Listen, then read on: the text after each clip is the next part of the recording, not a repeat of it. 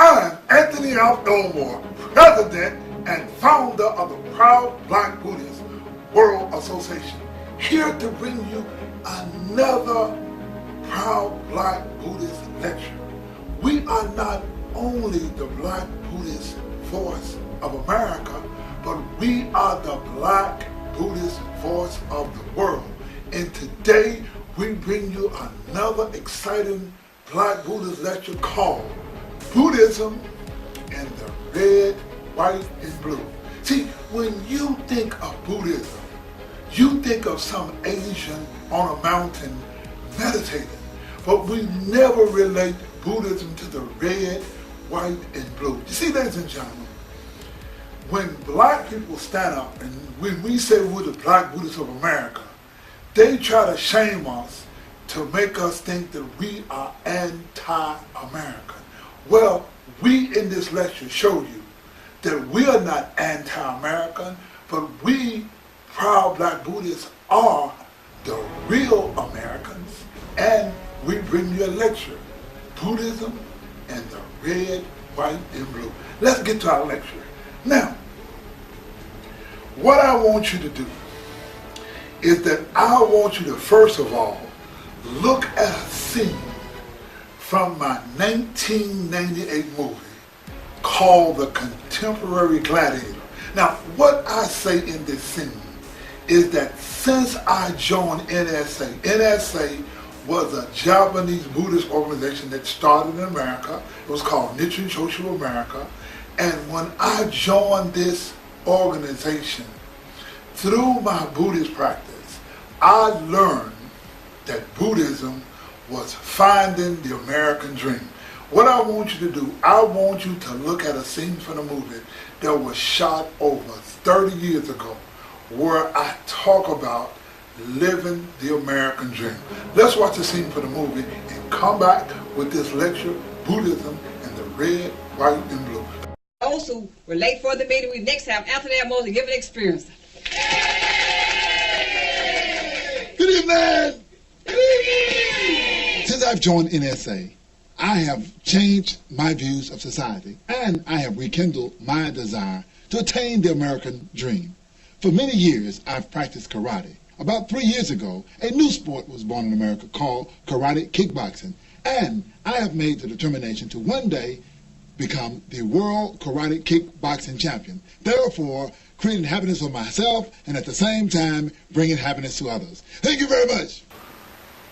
I went on to become a 5-time world karate kickboxing champion.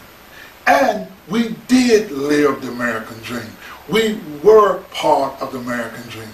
In that in 1981, I was the first person in America to bring ESPN to Memphis, Tennessee.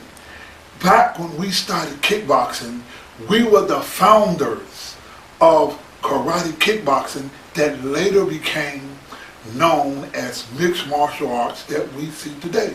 So we are the pioneers and we are the founders. In fact, what I want you to see is that I want you to see a scene of me in Melbourne, Australia in 1990.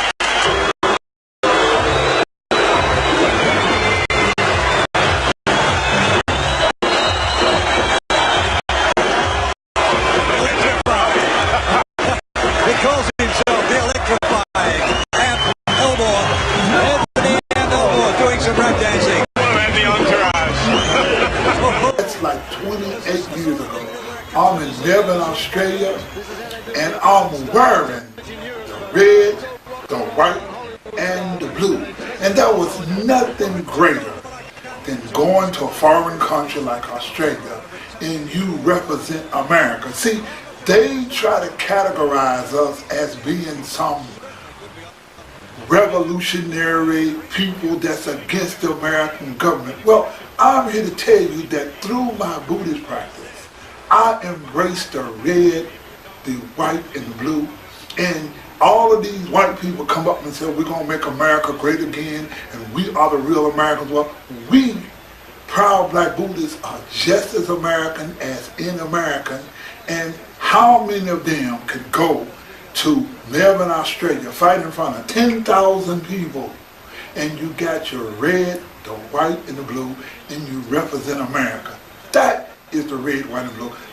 You saw me in Australia in 1990. I want you to take a look at me at the prestigious Peabody Hotel in Memphis, Tennessee in the 1980s, and I come into the ring with the American flags, and I'm showing the red, the white, and the blue. You see, ladies and gentlemen, the red and white and blue was a part of my Buddhist faith, and was also a part of my Buddhist practice. So when you look at the proud Black Buddhists, we don't want people to categorize us as some anti-American zealot cult. But we teach that Buddhism is the red, the white, and the blue. Being paraded around the ring here as we await the introduction of the champion, Anthony the Ant Elmore. Charles, this looks more like the 4th of July here than the season we're actually in. Bob Elmore is known for his entrances into the ring, and this one certainly does not suffer from creativity. You're absolutely right. I'm not sure if this is going to be karate kickboxing or maybe the opening of the Olympics here. The relation of Anthony Elmore in the city of Memphis. Now we can see the champ over in the corner. I think the camera angle's like, there's the champ, his handler Lloyd Carr holding the belt over his head. He comes in dancing and clowning around as a way to relieve a lot of pre-fight tension, and the crowd really loves it. Let's take a closer look now at the career of the champ, Anthony the Ant Elmore. My coming out in the red, white, and blue is expression of my Buddhist faith. You see, Nichiren, we who are proud Black Buddhists practice the teachings as taught by the 13th century Black Buddhist sage Nichiren Shonin. He was a Black Japanese sage.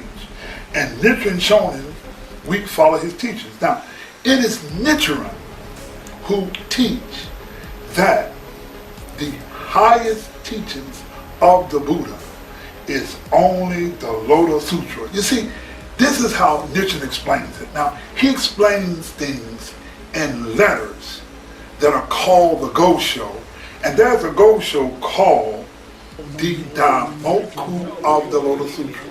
The Daimoku means the title. So there's a Gosho called the Daimoku of the Lotus Sutra, or the title of the Lotus Sutra, and this is what Nichiren writes, quote, "It was only when he reached the age of 72 that he first began to intone Myoho Renge Cho, the Daimoku of the Sutra. However, people in faraway countries such as China and Japan were unable to hear of it at that time. It was over 1,000 years before China heard so much as the name of the sutra. Now, in another 350 years or more before it was heard in Japan." You see, ladies and gentlemen, please understand that the Buddha Shakyamuni did not teach or reveal the Lotus Sutra until he was 72 years old, or the last 8 years of his life. Now, again, it was over 1,000 years after the death of the Buddha before anybody ever heard of the Lotus Sutra, and it was another 350 years or more before they heard about it in Japan. So, what happened, ladies and gentlemen, that to give you an understanding of Buddhism, you see, people are under the impression, or under the thought, and under the teachings that the Buddha attained enlightenment under the Bodhi tree. That is what most people think about, and today you see people meditating, trying to find enlightenment. Now, this is what Nichiren writes about the subject. He said this. Now, this is a Gosho. It's called the Entity of the mystic law, and Nichiren writes, quote, "The sage practiced the law as his teacher and attained enlightenment, and therefore he simultaneously obtained both the mystic cause and the mystic effect of Buddhahood, becoming the thus come one of perfect enlightenment and fully realized virtues." Unquote. You see, so you can get a correct understanding of Buddhism, it was taught and thought that Buddha attained enlightenment via meditation on the Bodhi tree. Now, if you look this up under Wikipedia, it reads, quote, "Gautama Buddha attained enlightenment while meditating under a vicus religiosa according to the Buddhist text. The Buddha meditated without moving from his seat for 7 weeks, 49 days under this tree." Unquote. You see, ladies and gentlemen, the Buddha taught expedient means. He did not attain enlightenment under the Bodhi tree, but he explains in the Lotus Sutra that it was 100,000 zillion, million, trillion years back before hell time that he attained enlightenment. And in the Lotus Sutra he explains that though he taught this only as an expedient means. Now, the Buddha understood that it would be very difficult for people to even comprehend someone who lived 100,000 zillion, trillion, million, years. And so what the Buddha did was he gave us a way to comprehend his profound Buddhist teachings. Now, Nichiren wrote a Gosho. Now, this Gosho is called The Real Aspect of the Gohonzon. Now, the Gohonzon is an object of worship that we who are proud Black Buddhists practice. For example, in this altar, this is an altar, and this scroll here is called a Gohonzon. Now, Nichiren inscribed the Gohonzon as a banner of propagation of the Lotus Sutra to give us an understanding of the Lotus Sutra. Now, Nichiren taught us how we are to gain faith in Buddhism. You see, he understood that it's very difficult just to say, well, have faith in this Gohonzon. So what Nichiren taught was a way for us to gain faith. Now, this is what he did. You see, the first volume of this now, in the Gosho is called The Real Aspect of the Gohonzon. And the Gosho reads, quote, "The first volume of great concentration and insight says, quote, how does one hear, believe in, and practice the perfect teachings to attain perfect enlightenment? The first volume on concentration and insight says, quote, to believe in the perfect teachings means to awaken faith through doctrine and make faith the basis of practice." Please understand that in order to gain faith in Buddhism, you must study and begin to comprehend the profound teachings.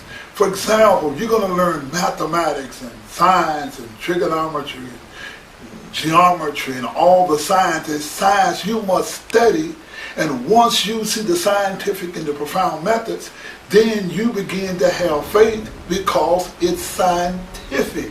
You see, so the way we gain faith in Buddhism is we awaken through doctrine. That's what the Buddha teaches. Now, we gain faith in Buddhism through studying the profound teachings. Now, for example, in my personal case, I use the red, the white, and the blue to express my Buddhist faith. Now, but at other times, I challenge the red, white, and blue as part of my Buddhist faith. For example, if I was a professional football player, I would take one knee during the national anthem as Colin Kaepernick does, because he did this to challenge police brutality. You see, we who are proud Black Buddhists practice the teachings of the 13th century Black Buddhist sage Nichiren Shonin.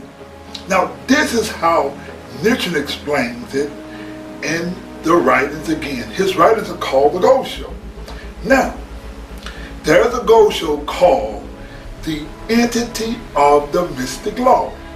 And it reads, the mystic principle, that is the essential nature of phenomena, possess two aspects, the defiled aspect and the pure aspect. If the defiled aspect is operative, this is called delusion. If the pure aspect is operative, this is called enlightenment. Enlightenment constitutes the realm of Buddhahood. Delusion constitutes the realm of ordinary mortals. You see, what they have this idea that enlightenment is somewhere where you reach this perfect state of bliss in heaven. That's not enlightenment. Enlightenment is being able to open your life to the pure aspect. Now, this is what you must understand about the Buddhist teachings. You see, in the 2nd century AD, India was conquered by a white king by the name of Kanishka. It was King Kanishka who conquered the black people, and he created a new Buddhism that's based on race, culture, and language. It was King Kanishka who changed the Buddha from black to white. And it was King Kanishka, or under King Kanishka, this white king who conquered the black people of India. He created the world's first racism. The world's first racism and white superiority was a concept called the caste. Caste means varna, or color. And they used caste to separate people from the white at the top and black at the bottom. This is the world's first racism. Now, along with that, King Kanishka created a new Buddhism. See, he and a Brahmin by the name of Ashwagosha created a new Buddhism called Mahayana Buddhism. Mahayana Buddhism is a time in history where Buddhism became racist. So they killed the regular Buddhism, and what spread it throughout Asia was this Mahayana Buddhism that was separated.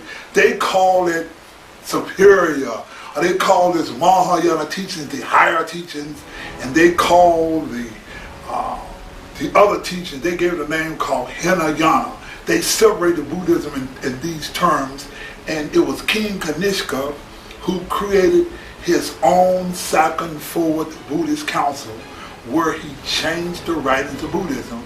And how did they change Buddhism?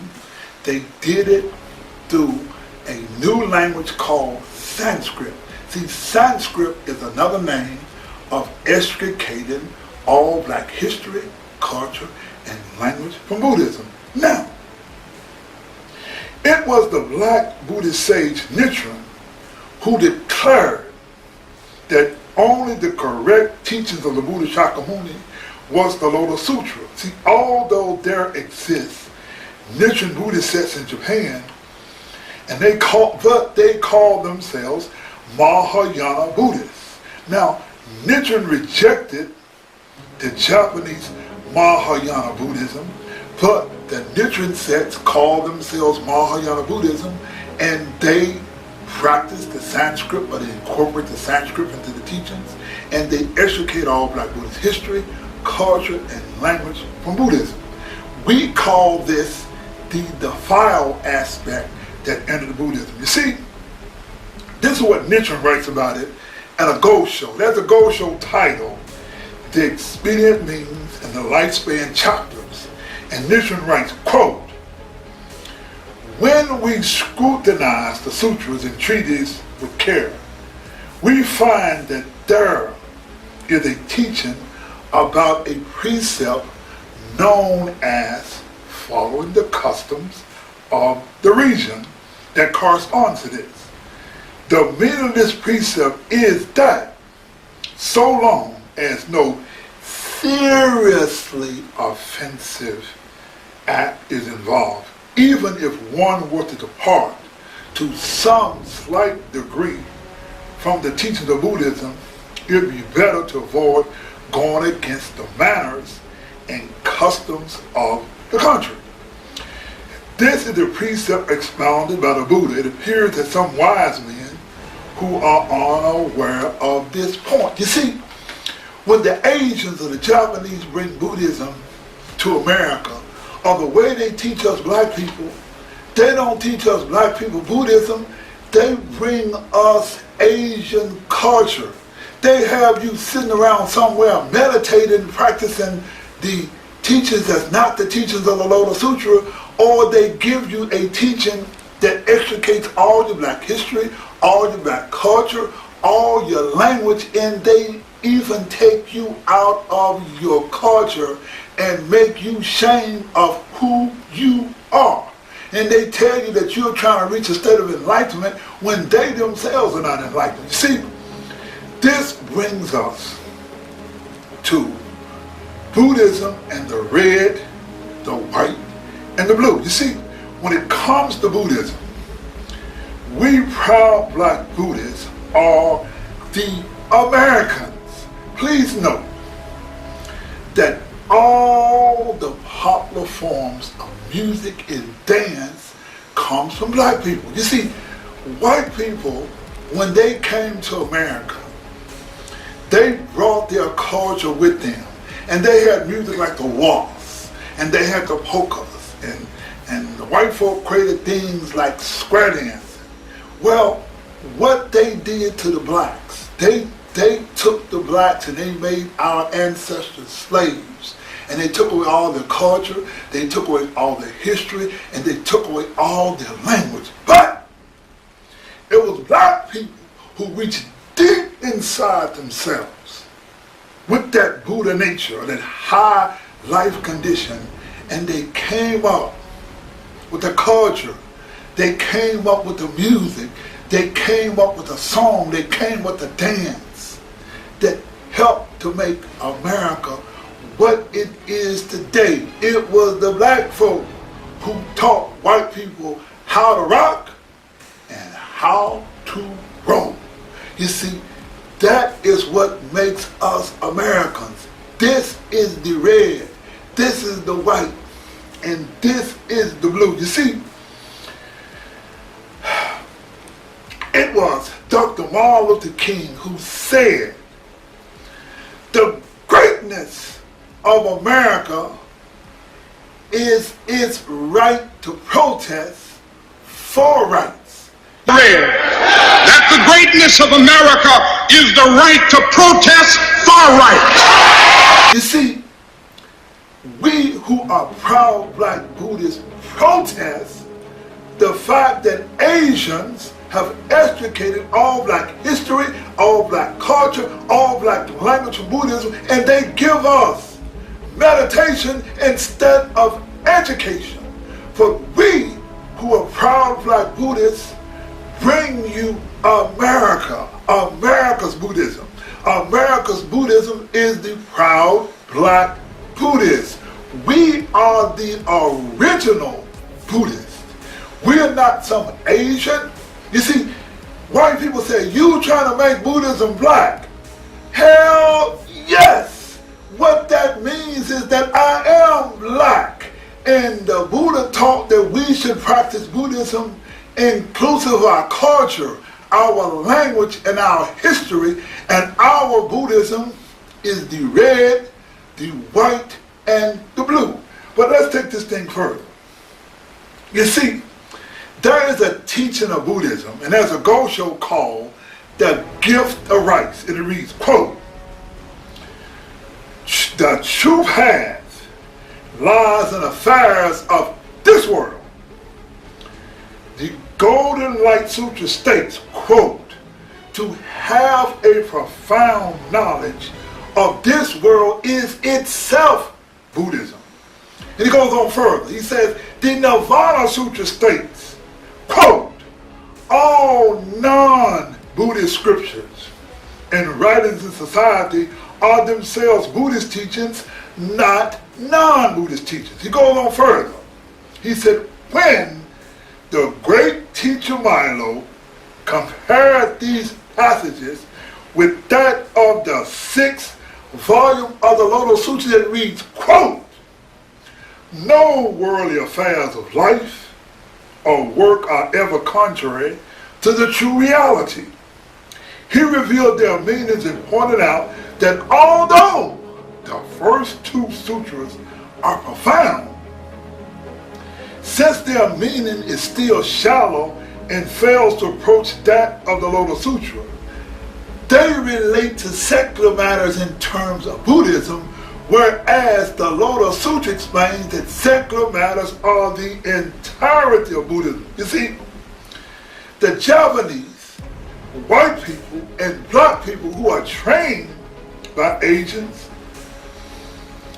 they took all the history, culture, and black language out of Buddhism. You see, they relate to secular matters in terms of Buddhism, whereas the Lotus Sutra says secular matters are the entirety of Buddhism. So when you go into our history, or we go into our soul, or we go into our culture, we go into our history, all of that is Buddhism, as opposed to saying non-Buddhism. You see, they have you believing and understanding that Buddhism is some Asian on a mountain meditating. You see, the Lotus Sutra disagrees, and it teaches that secular matters are the entirety of Buddhism. Now, let's go back to the red, the white, and the blue. You see, it was Tina Turner who noted and practiced a Buddhism of the red, the white, and the blue. Let me make one thing clear. Tina Turner purposefully broke away from the Asians, and she began to speak authoritatively about Buddhism.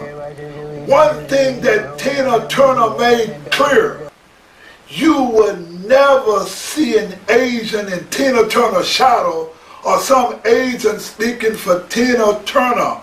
Tina Turner taught us how to be proud black Buddhists. You see, it was on February the 15th, 1979, when the first documented writing of a black Buddhist, Tina Turner, happened in the February issue of Jet magazine, where Tina Turner is on the cover talking about her Buddhist faith. But Tina Turner is not just talking about her Buddhist faith. What Tina Turner brings us, she brings us an American style. And you see that movie, What's Love Got to Do With It? You see, Tina Turner brings an American perspective. You see, Tina Turner grew up just follow me in an American culture, black American culture. She came from this part of America, in Tennessee, right down the street, in a place called Nutbush, Tennessee. And her family was a part of the Woodlawn Missionary Baptist Church. I know it feels strange, but it's chanting. I'm a Buddhist now. And when you chant, Anna, You can see things clearly. It's like life's mirror. In order to give you an understanding of us proud Black Buddhists, you have to go to the Buddhism as it is practiced by Tina Turner to get an understanding as to who we are in the proud Black Buddhist World Association. You see, Tina Turner make it a point not to associate with Asian Buddhists. You would never find an Asian in the shadow or standing or speaking for Tina Turner. She speaks Buddhism authoritatively. She is independent. She is a free Buddhist. You do not find Tina on some mountain meditating. But Tina Turner brings a style of Buddhism that is the red, the white, and the blue, in that it is the Lotus Sutra that teaches us that Buddhism is our everyday life. Now, let's go back to the movie, What's Love Got to Do with It? You see, let's talk about that. You see, it was in, what's that, 1985, to where the movie What's Love Got, or the song What's Love Got to Do with It came out. Now, let me make this point clear. When we say black, we do not mean race, but we mean culture. See, Tina Turner comes from a black culture, and she practiced Buddhism in a way that is inclusive of her black culture. Tina Turner is the best model of a black Buddhist, and she clearly delineates her Buddhist practice from Asian culture. You see, in regards to black people in America, Tina Turner is the most significant black Buddhist in the world. Tina Turner provides the absolute most significance to proud black Buddhists. Now, what is the Tina Turner significance? The significance of Tina Turner in regards to her Buddhist practice is the fact that she does not associate or relate her Buddhist practice to Asians or to the Asian view of Buddhism. If you are black and you want to get a clear view of Buddhism, you must examine Buddhism outside the realm of Asian culture, history, and practice. This is what Tina said about her Buddhist practice. Quote, "I didn't have anybody, really no foundation in life, so I had to make my own way. Always, from the start, I had to go out in the world and become strong to discover my mission in life," unquote. See, let us first listen to the words of Tina Turner as she talks about Buddhism. The most important thing that you must understand is that Tina Turner speaks 100% authoritatively. Now, in fact, Tina promotes the concept of beyond. See, we proud black Buddhists have moved beyond any Asian Buddhist masters, and we follow the ultimate law of the Lotus Sutra, which is chanting Nam Mu Myoho Renge Kyo or Nam Myoho Renge Kyo. Let us first listen to Tina talk about her faith and her Buddhist practice, and we're going to come back and finish our lecture, what is called Buddhism in the red, white, and blue. Let's listen to Tina Turner. I tell you something I learned. charm and harmony can change the negative into the positive. And that's how I changed it, through love and through getting things done, not from power, but just from love and from being a good person. Welcome back to Speakeasy and our conversation with Tina Turner. I want to talk a little bit about your spiritual practice, because everybody I know, man or woman, wants to be Tina Turner. Now, I say that because it isn't just your outer beauty, which is so obvious. I think they sense an inner beauty, and they want to know how you got there. Now, I know the story, but is there something that you can say that isn't just like pop psychology, but something meaningful for you that helped you find out who you really are? Yeah, I want to try to simplify it so I don't overtalk, because I could start over there and end there. First, I have to say that I don't think a lot of people realize how important food for the mind is. They don't understand how important meditation or prayer is. You see, I never stopped. I went from my Baptist prayers to Buddhism. Let's just say maybe it was different words putting in at a time when I needed different words. The Lord's Prayer to Nam Myoho Renge Kyo, and then the book of saying words. What does it do? You can have a house beautiful, houses beautiful, cars, but there's still those moments when you don't feel good. Sometimes you're upset, you're just cranky, you're just unhappy, and you have no reason to be necessarily, or you're easily upset. Well, that's what the practice does for me. It helps me not to be upset easily.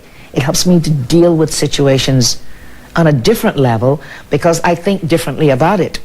I don't get upset as easily. Yes, I still get upset because I'm only human. But the whole attitude towards someone getting upset because someone is blowing the horn, or look at that crazy person how he's driving, I don't get upset about it. Things go wrong in the business. Before I become angry, I will have to really dig into it to try to find what is going on before I get upset. Not upset first and then find out what's going on. See, true Buddhism is the red, the white, and the blue.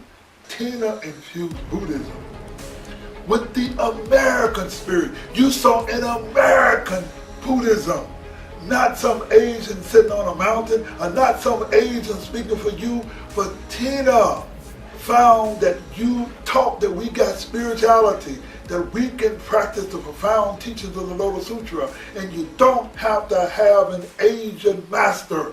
And it is only the Lotus Sutra that teaches us that the law of cause and effect in our expression of our culture is our Buddhist faith.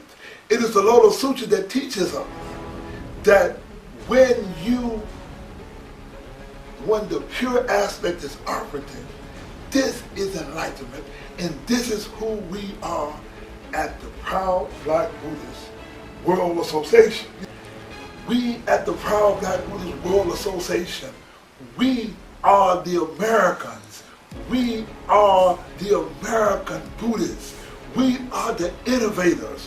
We have the true Buddhism because we express our true culture and our Buddhist practice. You see, we are the Americans and we are the true Buddhists.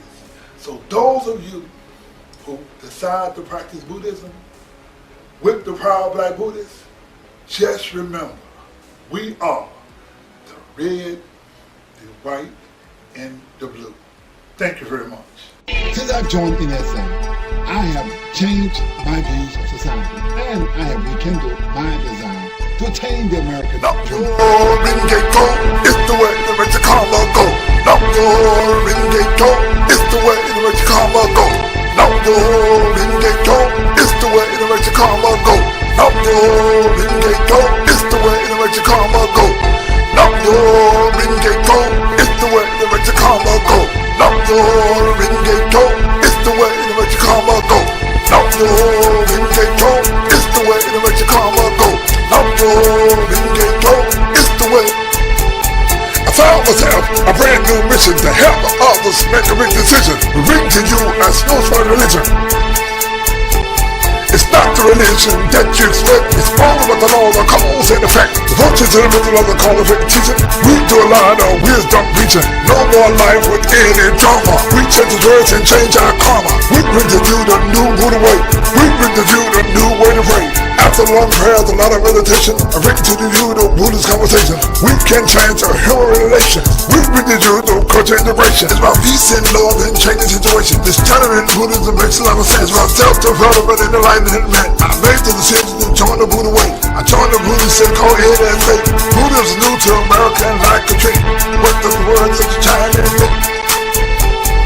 Function to the middle of the call of the teaching. Different learning from a Christian preaching. Buddhism makes a lot of sense. Self-development and enlightenment. Becoming a Buddhist is a good decision. Look at yourself and find inner wisdom. The function to the middle of the call of the teaching. While we only have Japanese preaching, the Buddhist religion is the way to go. I will find our leader in Tokyo. I wanted to Buddha way. I should follow sensei. I no longer do it his way. Went to a temple called Taiseki. The culture of the temple don't relate to me. In 2014 I left the Buddhist temple. I teach the Buddhism, that's more simple. Little shoe man said you don't have the knowledge. I want you to check my logic. The way I teach Buddhism, I give the people a good rhythm. I'm not like a priest at their temple. I teach Buddhism and make it simple. You don't need a color to explain it. Singing and dancing is the middle of the language. Culture to the middle of the color of the teaching. We teach them with the wisdom preaching. We can teach the Buddhism all of the on it. We follow the religion that's shown it. Teach Buddhism, we don't need a mouth. We know how to sing and rap. Let me bring some good news to ya. We practice the Lotus Sutra. You don't have to practice here and after. Just do the 2nd and 16th chapter. Come have a person be in Maria. Learn that Lotus Sutra title. Love your whole ringgit go. That's the way that your karma go. Love your whole ringgit go. That's the way that your karma go. I don't care if Japanese do it. I'm gonna put a little soul to it. I don't give a damn. Don't agree. I practice the way that's really me. I respect and love ya. I'm gonna practice a Buddhism with my own culture. I know you hate my dance and all the jerking. You're really gonna be upset when I start my twerking. We don't follow the rules and we do no rehearsing. The Buddhists ain't follow the law and no persons. I don't care what Buddhist practice don't suit you. We follow the law and the Lotus Sutra. Your ringgit go, it's the way to make your karma go. Love your ringgit go, it's the way to make your karma go. Love your ringgit go, it's the way to make your karma go. Love your ringgit go, it's the way to make your karma go. Love your ringgit go, it's the way to make your karma go. Love your ringgit go, it's the way to make your karma go. Love your ringgit go. It's the way to make your karma go. Love your ringgit go. Love your ringgit go. It's the way to make your karma go. Love your ringgit go. It's the way to make your karma go. Love your ringgit go. It's the way to make your karma go. Love your ringgit go. It's the way to make your karma go. Love your ringgit go. It's the way to make your karma go. Love your ringgit go. It's the way to make your karma go. Love your ringgit go. It's the way to make your karma go. Love your ringgit go.